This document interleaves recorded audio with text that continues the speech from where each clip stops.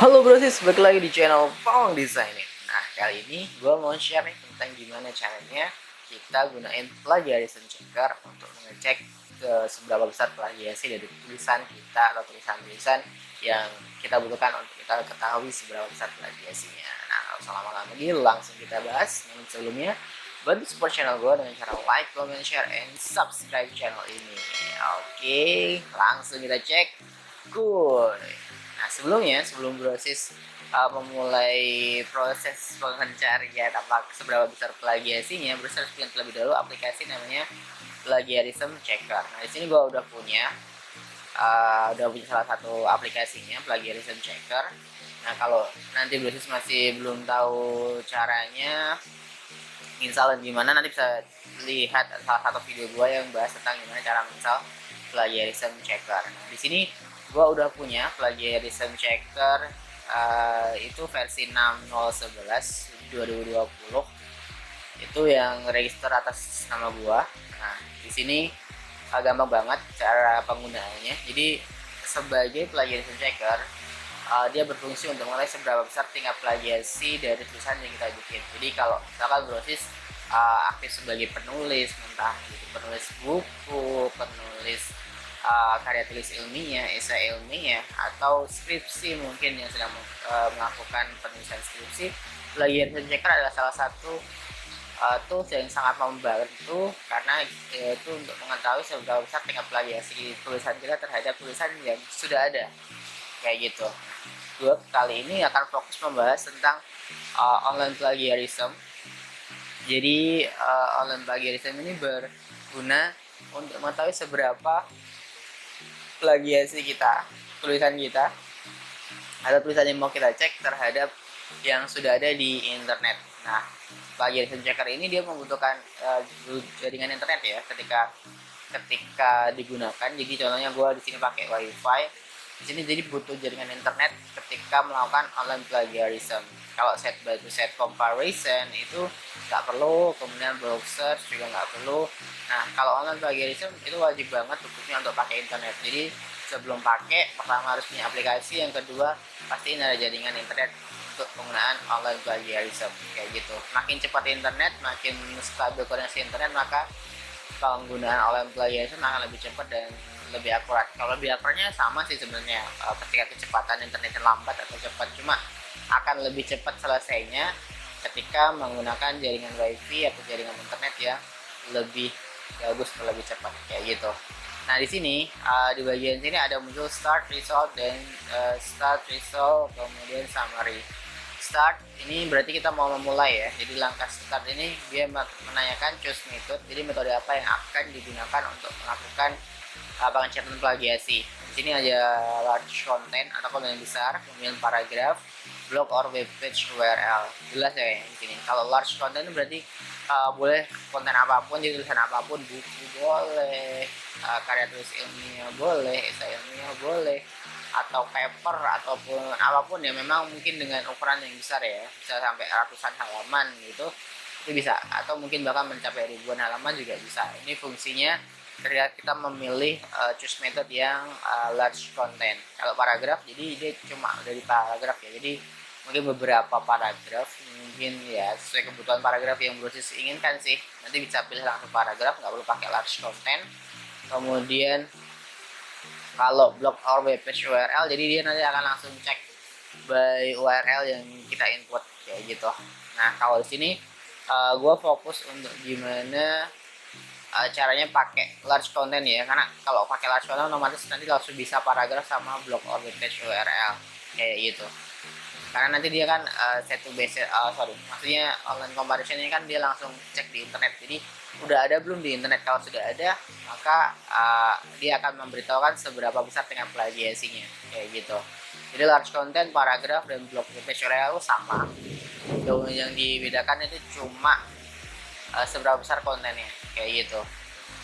Oke, selanjutnya kita coba di sini put your content here. Maksudnya jadi taruh nih kontenmu di sini, atau taruh yang mau kamu cek plagiasinya di sini. Nah, brosis bisa copy paste jadi misalkan dari file yang sudah ada. Nah, dari file yang sudah ada brosis bisa copy kemudian paste di sini.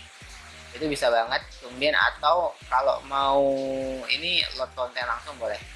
Nah di sini biasanya ada tulisan clear, mau dibersihin dulu boleh, mau enggak boleh, kayak gitu. Jadi misalkan mau load dokumen langsung tanpa clear dulu itu boleh. Tapi kalau misalkan berarti semuanya gue clear dulu deh biar untuk lebih aman, boleh clear. Kalau di clear berarti tulisan yang ada atau notifikasi atau pemberitahuan atau instruksi yang ada tadi dia akan langsung hilang, kayak gitu. Nah gue contohin di sini yang load dokumen ya. Atau gue contohin salah satu deh.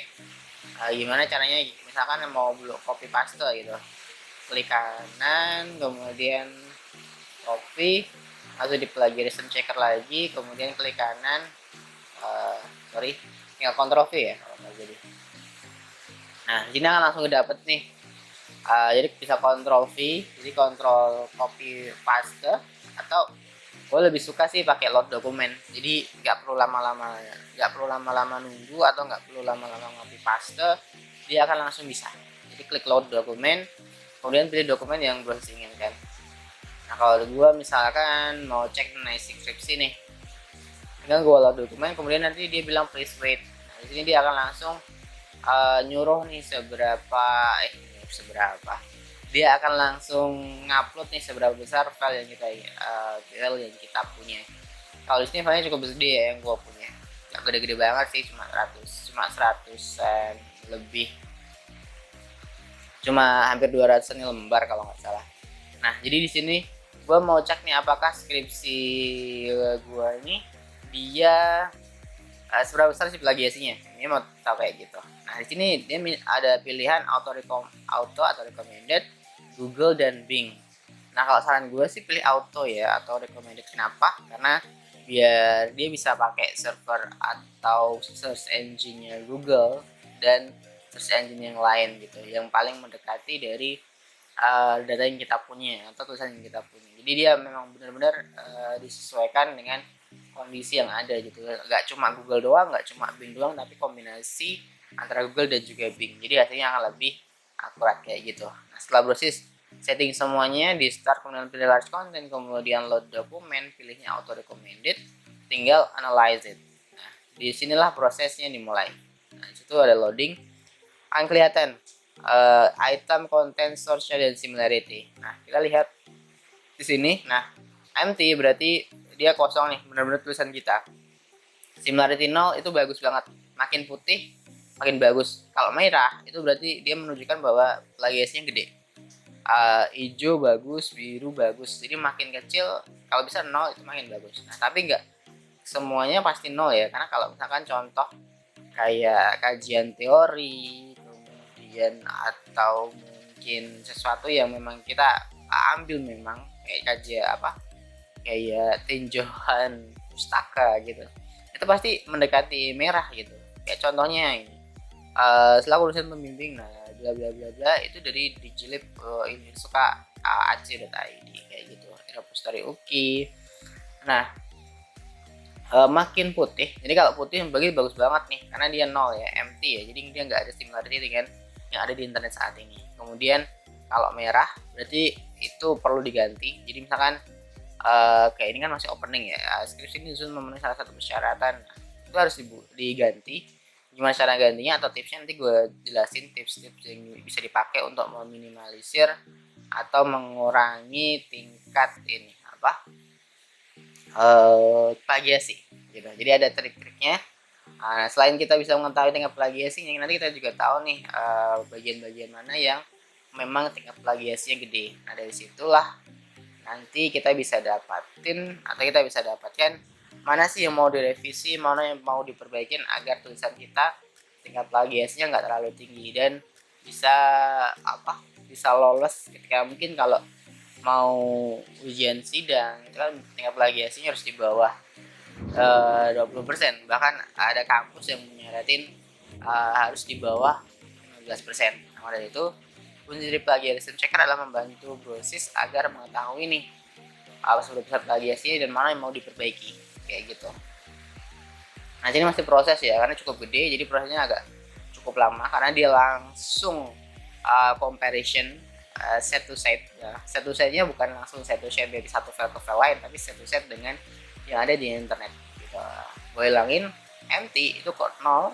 Nol itu bagus banget, jadi nggak ada yang sama. Contoh, terdapat nilai karakter yang menjadi prioritas program adalah nilai religius, nasionalis, gotong royong, mandiri, dan integritas. Belum ada nih yang nulis kayak gini di internet. Jadi Brosis merupakan orang pertama yang nulis ketika statusnya itu empty kayak gitu. Tapi kalau misalkan nih contoh kayak ini, seperti contoh dalam kegiatan jalan tersebut untuk memperingati Hari Kemerdekaan Republik Indonesia, ketika berjalan di jalan raya itu sudah ada nih sumber yang sama atau sudah ada tulisan yang sama persis sebesar 16% dari tulisan yang ada di internet tersebut dari sumber pusat.jakarta.go.id kayak gitu. Jadi kita bisa tahu seberapa besar similarity-nya. Jadi kalau di sini kan ada item, kemudian konten, ada source, ada similarity. Nah, item ini menandakan itu kan dibagi tuh kalimat-kalimatnya. Kalimat ini, kalimat itu, kalimat itu. Nah, pembagiannya nanti terserah plagiarism checker sih. Jadi kita nggak bisa nentuin dibaginya sebesar apa kayak gitu. Nah, dari situ kita bisa cek kontennya. Jadi nanti setelah item dia kasih tahu juga nih pembagian itemnya, kontennya kayak gimana. Setelah itu source-nya apa, jadi dia akan kasih tunjuk, kalau dia akan tunjukin nih mana yang empty. Kalau empty berarti dia memang ada internet. Tapi kalau ada kayak eprints.omn.ac.id, nah ini berarti dia sudah ada nih item ini dengan penamaan karakter integritas dalam belajar sehari-hari, serta diharapkan menjadi orang yang dapat dipercaya. Ini 17% mirip dengan yang ada di eprints.omn.ac.id kayak gitu. Nah itu salah satu gimana cara ngebaca dari proses ininya kayak gitu. Jadi setelah dilihat nanti dia akan proses ini sampai selesai. Jadi prosesnya cukup panjang nanti karena ini panjang banget, ratusan lembar. Jadi kalau memang Brosis memang mau untuk mendapatkan apa ya bahasanya, banyak untuk file yang gede, memang butuh waktu ya, karena dia harus set to set comparison secara online bukan secara file dengan file-file yang ada di internet kayak gitu. Nah, kayak contohnya MS95 dalam kamus besar bahasa Indonesia, karakter diartikan dengan tabiat, sifat-sifat, kejiwaan, akhlak, budi dan membedakan. Nah, kalau kayak gini, ini kan biasanya tinjauan teori ya. Jadi sesuatu yang memang sama persis, apalagi di sini ngikut dalam ejaan atau konten yang ada di dalam kamus bahasa Indonesia. Nah, maka dari itu similarity 90%. Apakah ini harus diganti, bro? Nah, kalau menurut gue sih nggak usah. Kalau memang itu benar-benar dalam bentuk definisi ya. Kalau memang definisi yang dari kamus besar bahasa Indonesia atau definisi yang memang paten banget, ini nggak usah diganti. Biasanya similarity-nya gede karena nanti kalau ditanya misalkan pas pertanggungjawaban di misalkan sidang skripsi gitu ya. Nah kalau tanya ini kenapa similarity-mu yang bagian ini besar banget, nah, tinggal jawab sih menurut gua. Oh ya Pak, itu karena definisi, jadi sesuatu yang paten gitu, makanya kita nggak ganti gitu. Itu saran gue untuk sesuatu yang memang statusnya atau memang nggak bisa diganti. Ini bisa diganti, cuma kalau diganti dia akan takutnya merubah makna, jadi menggeser makna. Ada itu yang kayak gede-gede, yang kayak dalam kamus bahasa Indonesia itu mending kalau menurut gue biarin. Nanti yang lain yang plagiasi atau similarity yang lain itu baru diturunin. Tapi kalau yang memang dalam bentuk definisi kayak gini nggak usah diturunin karena emang kita perlu banget definisi secara real dari sumbernya kayak gitu.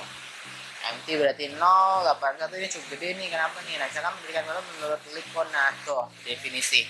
Kalau definisi itu pasti deket-deket banget sama ini plagiasi kayak gitu ya. Jadi makin tinggi makin tinggi biasanya tuh karena tinjauan pustaka. Jadi kalau pembukaan, karena kalau skripsi kan contoh misalnya skripsi yang 5 bab tuh kan, ada pendahuluan, tinjauan teori atau yang pustaka, kemudian metode penelitian, analisis dan pembahasan, kemudian terakhir kesimpulan. Yang paling gede itu di tinjauan pustaka, yang paling gede kena similarity. Karena kan memang kita ngambil tinjauan pustaka itu kita ngambil sesuatu yang memang sudah ada ya.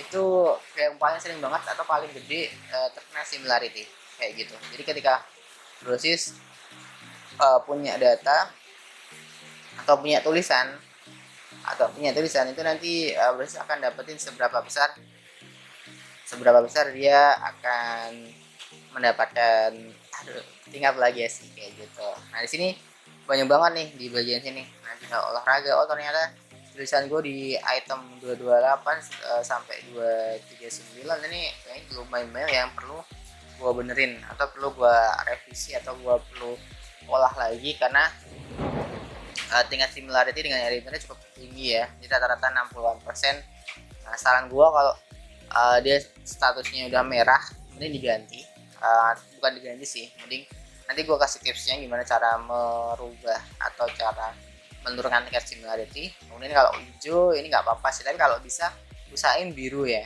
kalau untuk memang data-data yang bisa kita custom gitu similarity-nya, karena makin kecil biasanya makin bagus karena ada ketentuan dari itu banyak ketentuan untuk di bawah sekian persen dari tingkat plagiasi yang ada di internet. Nah maka dari itu penting banget bagi Brosis untuk menjaga agar nilai akhir dari plagiasi gak gede-gede amat gitu. Nah ini memang cukup lama ya, jadi karena dia filenya gede banget, nanti kalau memang terlalu lama gue ganti file, kemudian gue contohin pakai file lain. Ini cukup gede, sekitar ratusan lembar. Nah di sini untuk di sini memang belum ada ini ya untuk mengetahui estimasinya berapa lama lagi, maka dari itu agak cukup lama memang. Oke, kemudian ini masih proses banget.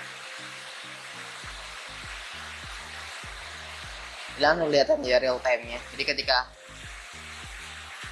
Brosis lagi ngecek gitu dia kelihatan banget real time. Jadi misalkan si penyajian data dengan teks naratif, oh dia 62% ini 62% dari total yang ada di internet ya. Jadi misalkan item 299 itu similarnya 62% dari itu yang ada di internet kayak gitu. Jadi selain kita nanti dapat summary secara keseluruhan dari konten tulisan yang kita punya secara keseluruhannya berapa persen nih similarity-nya, kita juga bisa tahu seberapa persen similarity yang kita punya set by set ya, atau item by item.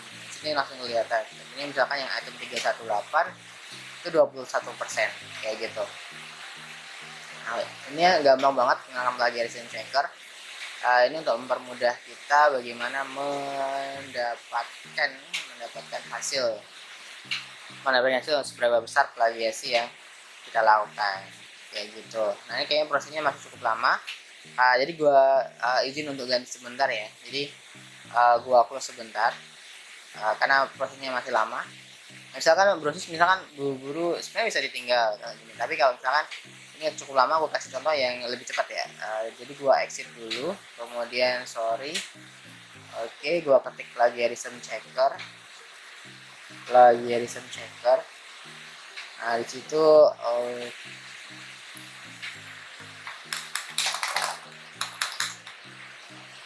plagiarism checker. Oke, bentar.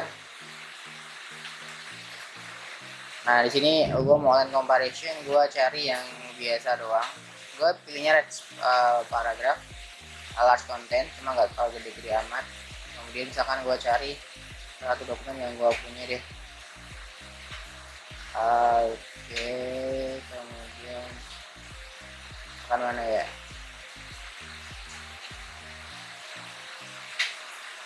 Contoh ini deh yang gue punya. Nah, surat ini kan nggak terlalu gede ya. Nanti gue pengen cari, coba gue analyze it seberapa besar nih tingkat plagiasinya. Sama kayak tadi, jadi prosesnya akan berjalan terus kayak gitu. Nah ini kan kelihatan, jadi si item 1 ini 0, kemudian si item kedua ini dan lain sebagainya. Nah nanti akan langsung muncul settingnya bahwa percentage unique-nya itu 91% dari data yang gue punya ini. Jadi contoh dari surat yang gue punya itu 91% itu dia aman, kemudian 9%-nya duplicate kayak gitu. Nah ini bisa dilihat di sini, jadi plagiarism checker X originality report. pada ini date-nya ketika kita mengambil tanggal 6 2001. Kemudian seberapa besar kata yang terplagiasi, ada 17 dari 190 kata yang gue punya sumbernya, lebih dari 5. Kemudian low plagiarism detected, your document needs optional improvement. Jadi dia bilang secara status ini terdeteksi plagiarismnya rendah ya, jadi aman. Jadi hanya butuh optional improvement atau biasanya boleh dirubah atau boleh diperbaiki kayak gitu. Nah tapi nggak harus, karena dia bilang opsional. Kenapa opsional? Karena status plagiasi gue rendah nih, jadi cuma 9% saja duplikatnya kayak gitu. Misalkan Bruce mau save, print bisa di sini, kemudian save juga bisa. Kalau misalkan biasanya gue save sih lebih enak. Nah, sini gue lebih suka pakai Excel. Nah, misalkan gue taruh di dokumen gitu ya, gue taruh di musik deh, lebih gampang nanti. Nah kemudian setelah ini jadi ganti gue tunjukin di sini. Nah ini kan unik ya, 91%. Berarti yang unik ini adalah yang non plagiasi. Nanti yang duplicate atau plagiarize itu yang 9% kayak gitu. Nanti kalau tadi Brosis misalkan mau lihatin contohnya gue tadi, itu bisa klik detail report ya. Jadi nanti kayak munculnya kayak gitu, kayak barusan kita jelasin. Kemudian setelah kita save tadi, kita coba cek ya di folder music. Nah di situ contohnya, ini tadi. Nah, jadi langsung kelihatan nih datanya kayak gitu. Nah, tapi misalkan Brosis maunya gue maunya bukan tipe Excel gitu ya. Kalau tadi kan tipe Excel ya, masuk di detail report saja, kemudian save, kemudian misalkan pilihnya PDF. Nah misalkan gue taruh di folder music ya, namanya boleh Brosis sesuaikan sesuai kebutuhan. Kemudian wait, nah di sini langsung kelihatan tuh yang mana yang similarity-nya kelihatan. Itu yang ada kuningnya. Jadi kalau kuning ini berarti ada similarity-nya kayak gitu. Jadi ini kan tapi PT Asa International Tbk ini kan nama perusahaan ya, jadi nggak usah diganti, nggak apa-apa. Kemudian sudah termasuk BPN 10%, itu sebenarnya sudah sering digunakan. Yang baik kami ucapkan. Nah ini bisa diganti. Nah, salah satu tips yang gue saranin untuk meminimalisir atau merubah tingkat duplikasi adalah dengan cara mengolah kata yang membolak-balik kata. Contoh di sini, demikian surat penawaran kami atas perhatian dan kerjasamanya yang baik, kami ucapkan banyak terima kasih. Nah, Bersih bisa ganti dengan demikian surat penawaran kami atas perhatiannya, kami ucapkan terima kasih. Nah, itu nanti otomatis akan berubah. Yang baik kami ucapkan, ini kan yang kena ya. Nah, otomatis ketika yang baiknya Bersih hilangin, dia akan menurunkan nih. Jadi cuma 8% kayak gitu. Nah, itulah salah satu tips. Jadi Brosis bisa membolak-balik katanya, namun jangan sampai merubah makna kayak gitu. Itulah salah satu cara gimana agar tingkat similarity atau tingkat kesamaan plagiasi di file kita, di tulisan kita itu mengecil gitu. Namun ada salah satu trik yang menurut gua cukup nakal ya. Jadi gimana biasanya nih kalau skripsian, kita kan dituntut agar tingkat plagiasi di bawah 20% atau bahkan di bawah 15% ya. Nah, kadang ada tuh plagiasi yang cukup gede di atas 20 atau mungkin 30% atau mungkin bahkan 50% mungkin lah ya. Nah, biasanya ada mahasiswa nakal itu yang dia cara meminimalisirnya dengan cara dia nambahin titik nih. Jadi nambahin titik di antara tulisannya. Jadi misalkan di sini pejabat pengadaan barang promosi, dia tulis pejabat titik pengadaan titik barang titik promosi. Namun titiknya dia kasih warna putih. Jadi fontnya dia kasih warna putih. Nah, itu membuat plagiarism checker mengeceknya itu kalimat yang berbeda, item yang berbeda, sehingga dia akan menganggapnya sebagai tidak duplikat. Nah, itu salah satu contoh cara yang nakal menurut gua untuk mengakalin plagiarism checker. Namun kalau bisa jangan pakai cara yang ini ya, karena agak terpuji lah ya bahasanya untuk menggunakan cara kayak gini. Jadi saran gua kalau untuk tipsnya yaitu bolak-balik katanya, namun tetaplah jaga makna dari isi tulisan tersebut. Jadi jangan sampai membolak-balik juga merubah maknanya, tapi bolak-balik tapi tetap menjaga makna dari tulisan tersebut kayak gitu. Nah itulah pembahasan gue mengenai plagiarism checker yang di online plagiarism. Start, result, summary, yaitu resultnya jadi bisa cek, summary-nya bisa cek, kemudian bisa save juga detailnya ketika file disimpan, itu ada keterangannya mana sih yang mau diganti dan mana yang sudah bagus kayak gitu. Nah, sekian dari pembahasan plagiarism checker kali ini. Sampai ketemu di video-video tutorial selanjutnya. Kalau misalkan brosis bingung atau ada pertanyaan bisa langsung komen di bawah, nanti gue bantu jawab. Sampai ketemu di video-video selanjutnya. Salam desain it. Thank you banyak brosis udah nonton video tadi. Agar nggak ketinggalan video-video yang lain, bantu subscribe, like, comment, and share. Nah, kalau butuh tutorial sesuai request, bisa langsung komen di bawah. Salam desain it.